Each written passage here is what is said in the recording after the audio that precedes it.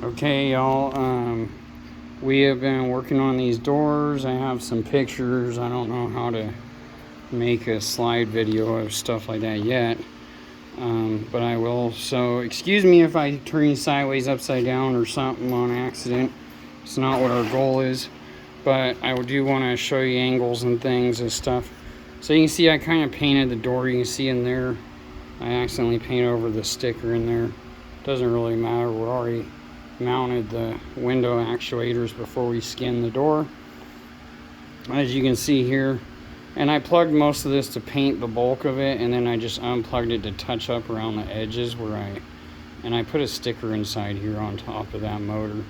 But you know, a couple little tricks here or there. There's some wet there because I just found a spot. But anyways, we did this, so it's nice. I was not doing this video to show you that, but more to show you this.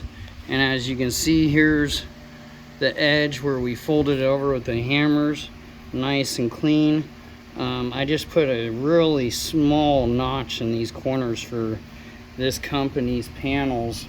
I can look on the box and get you, this panel would fit really tight, and had minimal edge in some places because it looked like some of the door was, the material was rusted, and the last door skin job it was back a little bit. Like right here there's a spot where the edge of the door itself is kind of dipped in from someone cleaning it up when they skinned it last time. But you can see we got a nice job done, and I just want to show you, see all your little holes that we punched, they line up. Our tab's centered where the other tab was here. Let me get out the light a little, see, because there was a tab mark and there's a tab there. And then you know, we might need to tuck this in here, maybe cut and tap that and tuck that a little, but I don't think so. The bottom edge is nice. Everything's real nice, clean. What I was gonna get around to though is this bottom edge seems really straight. I used a metal dolly. I didn't use a rubber dolly or a wood block.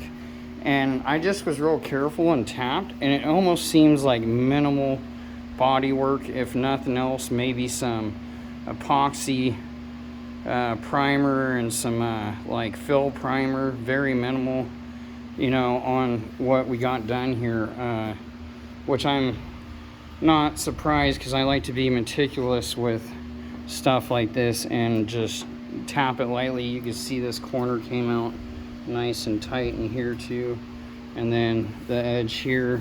And because it's a full window, we cut off this tab in here.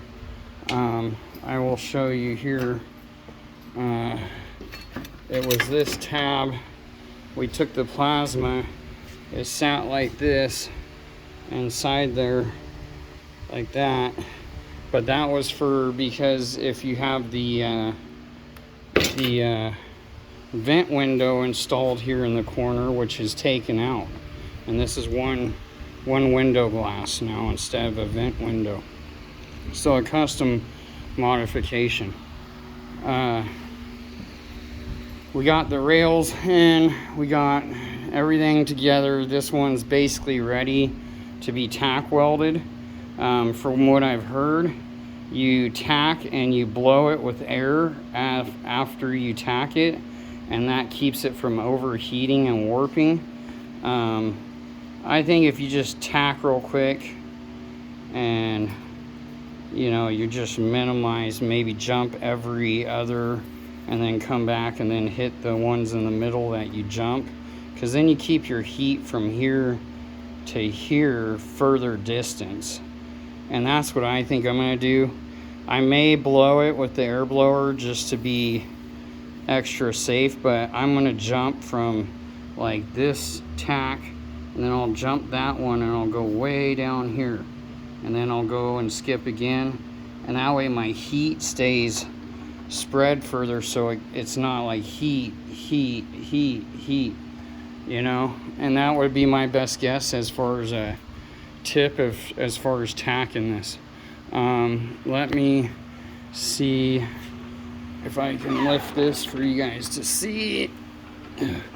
Okay, I don't want this to fall, but as you can see, there's the door handle that they had, but see, that edge is nice, clean edge all the way down, nice, clean.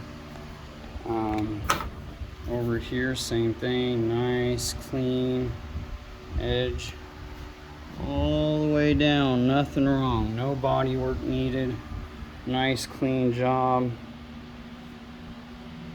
You know, there's a little shine there to show you the panel.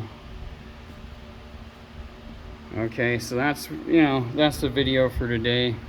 We skinned our first door skin in our life. I did a lot of body work growing up, but we never skinned doors. We just popped the dents with a slide hammer. And you know, when you worked at home, nobody really got into skinning doors. They just popped that dent with a slide hammer, or even I learned too, you can take a coat hanger and pop dents too with a coat hanger and a hammer. And then, anywho, that's when you don't even have a slide hammer. You can go even more like ghetto fabulous, as they call it. And then you would then hammer dolly and block it and do what you had to do with your, you know, dead blows and stuff, and you would get it as close as you could to what you wanted. And then from there it was skim coating with Bondo, or body filler I should say, because Bondo's just a brand. And then it was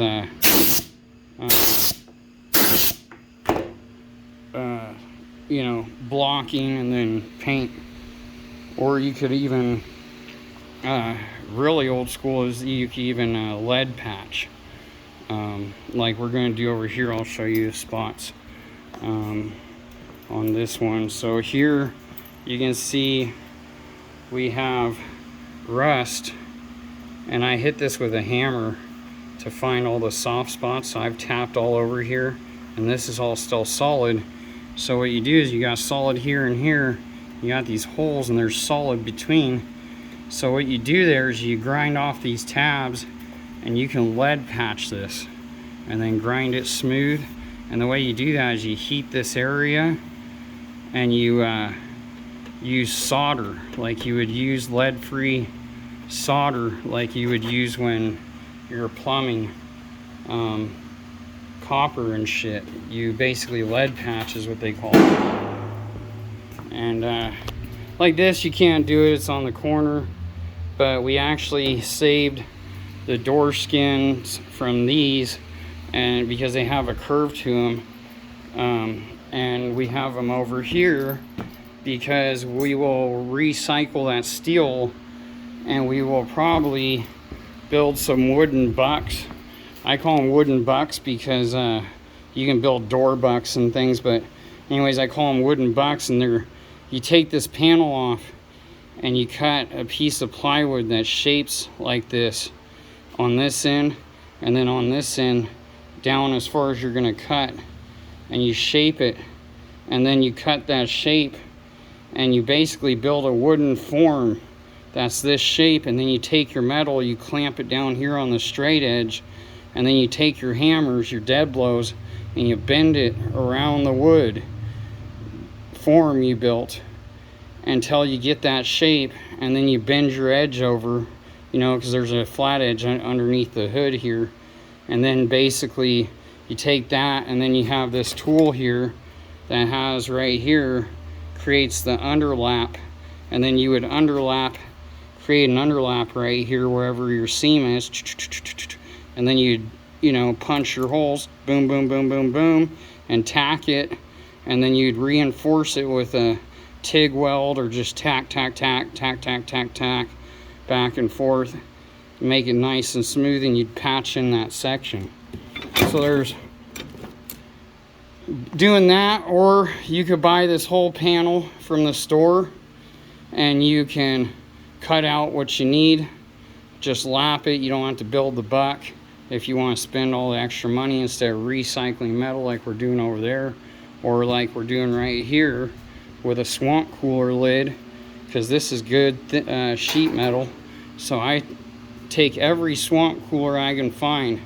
I'll take the top of it where it's least likely to have corrosion, and I'll stockpile those. I haven't gotten any more yet, but I can't wait. I'm gonna have probably like 20 of those things laying around. And the reason is because sheet metal is what you really need for this.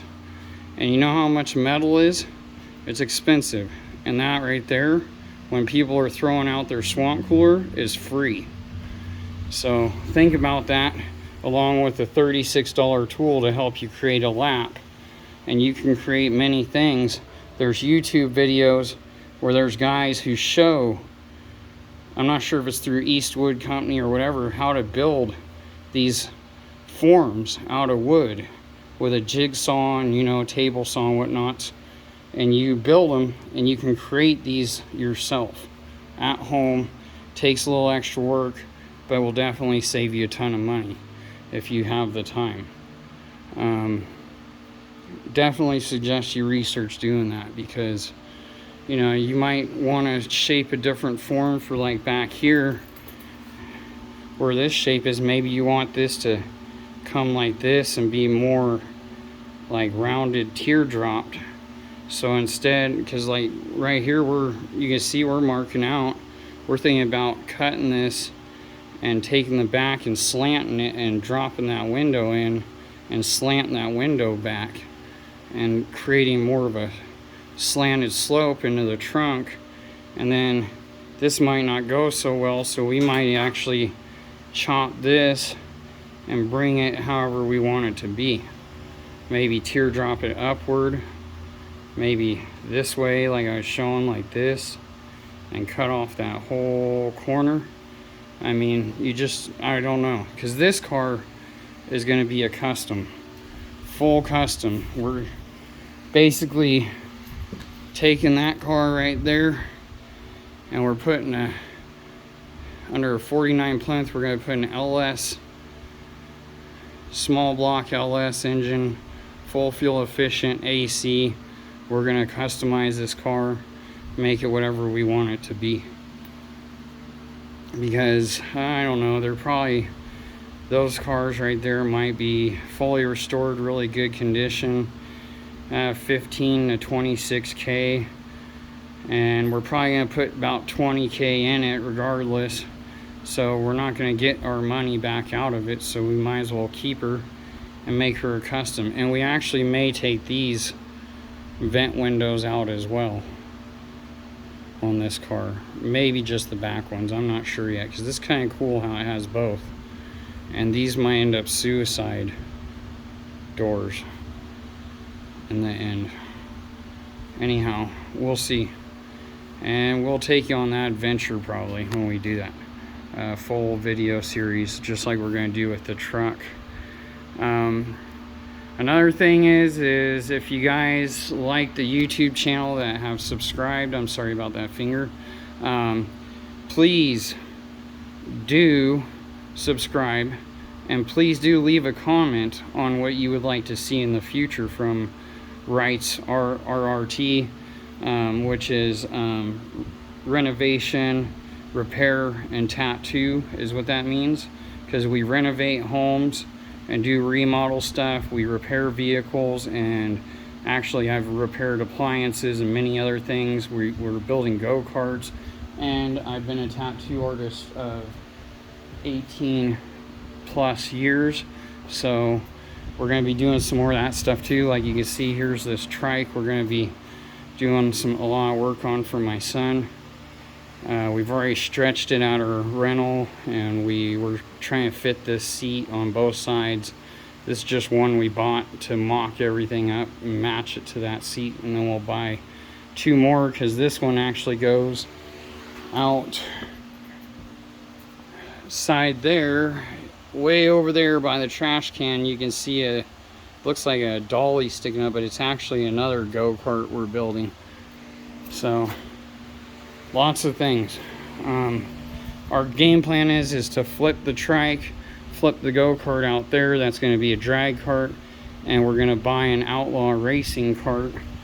My son would like to race outlaws. That orange thing over there is an air compressor canister, but we're actually going to be inventive, and it's the right size, and we're going to cut it in half, use these holes, weld that shut, and we're going to use these as bazooka cans for some 5-inch sound system speakers that are going to go on this trike and be mounted up top on the roll cage up here on each side.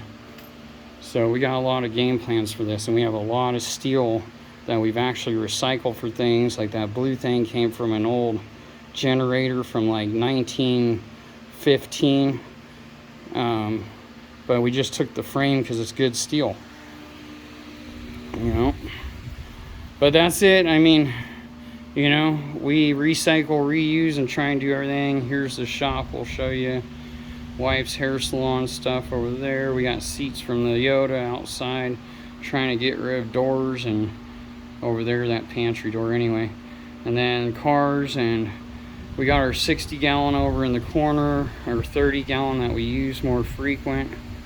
But we're probably going to sell the 60-gallon and the 30-gallon and put all the money towards maybe 120-gallon that will stand right there in that corner, or get a hot dog, and we'll upgrade to double the capacity for when we paint cars and stuff, when we don't need to be as mobile with this, because we actually use this 30-gallon as well to do mobile stuff like texturing drywall and a lot of other things. That's why we bought that. We needed an emergency. All right, guys, have a good day. Wrights RR&T. We're doing big things, learning new things on our own, because in the military, in the Army at least, we say to improvise and to you know, always push forward. And we also teach the Follow Me patch at Fort Benning, Georgia, which means we always lead the way, which means if I ask you to run after a bunker and attack it, I'm going to be the first one in line, because I'm not going to ask you to do anything that I'm not going to be first up to do. And I truly believe in the Follow Me patch. So to all my brothers and sisters out there who serve, keep that in mind, and keep on pushing forward and leading the way. Love you guys, and you know, just keep your head up when you're out there in them conflicts. I wish I could be there with you guys, but I'm a little jacked up nowadays, as they call us. You know, I'd say the words, but it's not appropriate, in case there's kids who watch this, even though I mark all my videos not appropriate for kids, just in case I curse in them. Clean job, guys. This is a longer video. This one's going to be almost 20 minutes. And that's because I got rambling. But the next one is here. So here's the next door. And I'm going to show you. This is without the skin. And you can see here, we mounted actuators. We switched these rounds out to squares. They're saying these are hard to find nowadays, but you can actually go to Napa and they can still get these for your Chevys, your older ones. That front rail we had to mark. You put it on the lower opening there where the arm for the, you know, vent window is. And then down here, it's very hard to find a template for this, but right here where this opening is down here, it's about halfway on that bottom slant there towards the corner. Here is roughly the location. And then you just kind of, if you have to, you might have to reach in there, undo some stuff, re-drill or cheat it, you know, slot it, and you just roll your windows up and down once you have them on the car, and you get this, you know, slanted or whatever you need until it's you know, working right. And then the bottom here actually goes in and out too as an adjustment. And over here, this rail will actually go like this or something. It goes up and down or something like that as well, to so you can, you know, take the window like this. And then this one over here, you either cheat it up or down to make sure the plastic pieces, the squares up here that are on the windows over there, don't come out the top as well. We had to cheat them a 1/4 inch up, was what I found out is pretty standard for most of these alterations. But this is open. This door skin was damaged, so we're waiting on a new one. And then it'll be like this one. We'll throw it up here on the table. We'll skin it, paint it, tack it, and send it on its way once it's cleaned up. Then once all this is mounted, the car's running, it'll be brought back over, and then we'll prep the Elcamino for paint. We gotta go over to the house and put this, this is a full driver's side rear quarter panel that we've already cut most of it out, other than up here we didn't cut out the C-pillar here. And we're gonna go finish getting that out, and then this has to go in on the car, and then be tacked in place as well. Most of it's prepped on the car. We're just tightening up a few things, and then we're good to go. Pointer on this is, when you prep, make sure you punch holes in here for where the gas cap and everything is, and then there's plate in here that you tack that to. And also make sure you get this out and cut off the other one when you remove it on this side. And everything is prepped, other than up here is an underlap edge, and that you actually punch the holes on the car and then you tack through to this panel, which is underlapped. Other than that, most of the edges underneath the wheel well, the bottom edge, most of it gets punched holes, you know, every so many inches. Like I went about every 3 inches or so. And on this I did about every 1.5 inches. And then maybe spaced a couple an inch away, depending on what I felt like, where it contoured like this slants up and then flat or curved a little again. So in here I put one here and then one close to it, and I try and keep them away from the corners a little bit. So that's it. Longer video. Take it easy, guys. All right, bye.